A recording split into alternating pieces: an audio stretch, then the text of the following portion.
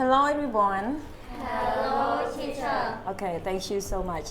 So today we're going to learn a new chapter. And before we are moving to our chapter, I just like all of you to close your textbook altogether. Okay, thank you. So maybe you don't know about our chapter today yet because I asked all of you to close book, right? Yes, so just guess. For example, like I assign all of you into two teams. So team A are the students that live in Phnom Penh. Okay, so you are living in Phnom Penh, you have to use the electrical power. Example like electricity and gas, yes. And team B are the students that live in the float cabin, on the float cabin. It means a place that can't use anything like utilities, electricity or gas, something like that. So do you think what is our chapter today is? Okay, Kanya. Yes, teacher. I think our chapter lesson today is alternative. Yes, why do you think like that? Because teacher analyze our student and or our class to two things, that is living in the grid and living off the grid. Okay, good job. Thank you. Sit down. So, do you think that Team A is living in the grid or after grid? Team A. Okay, the list.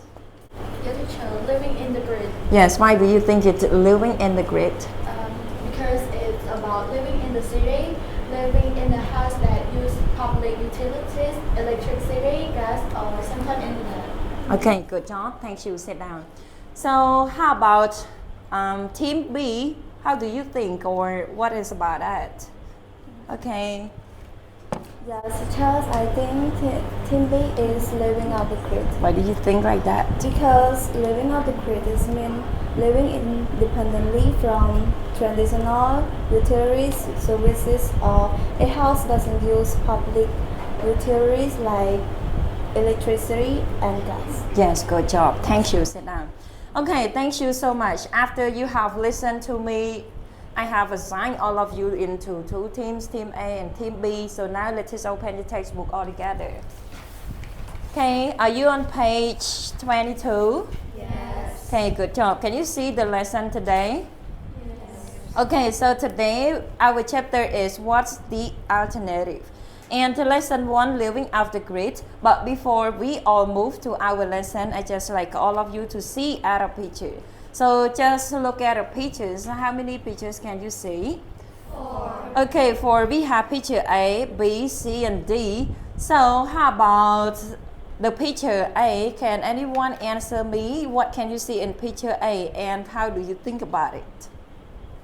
Okay. Yes, teacher. In picture A, I can see a home on the water, and I think it's living off the grid because it doesn't use electrical power from the national grid and public utilities, but it's live in the remote area far from the city and surrounded by mountains, forests, and also I can see vegetable gardens on the water. Yes. So I think we can grow our own vegetable and fruits to eat. And all of this is the way of living off the grid. Yes, well done. Good job. Excellent. Thank you so much. Okay, so picture A, she said, is living off the grid, right? Yes, how about picture B? Can anyone answer me about the picture B? Okay, Kanya, how do you think about picture B? Yes, teacher. I think picture B is living off the grid because in the picture I can see a house in the forest and has plant around it, and it uses solar panel instead of using electricity. And I think their house has their own water supply because their house is at a mountain. Yes, well done. Thank you so much. Yeah, of course, it's living off the grid as you see the picture. Okay, so right now let us move to the third picture, picture C. Can anyone tell me? Okay, can you say something about it? Yes, sir. I think picture C living in the grid. Yeah. Because it is a big house. Big house use electricity. Yes. Gas for heating and for cooking and Yes. water supply. Okay, good. Yes, well done. Thank you so much, Sid. Yeah, picture C is already, and now we have one less, is picture D. Can anyone answer me about picture D? Okay, can you just answer in picture Yeah, D? teacher, I think picture D is living in the grid because I can see a public utility is electricity. Then cable wire is so complicated and connect from there to somewhere. Okay, that's all? Yes, yes. Okay, good job. Thank you so much. Just sit. Yeah, after we have learned a lot about our lesson today, lesson 1, living off the grid. We are not going so far. I just like all of you to practice reading all together. Just let's start all together. Can anyone stand up and read the first thing is? Can anyone read? Okay. Can you read? Yes, teacher. Lesson 1. Living off the grid. There are about 1.7 billion people who live off the grid worldwide. Living off the grid means a home doesn't use electrical power from the national grid. Yeah, thank you so much, Yasit. Next one, Vina, can you just read? A house that is completely off the grid doesn't use any public utilities like electricity and gas, and it also has its own water supply.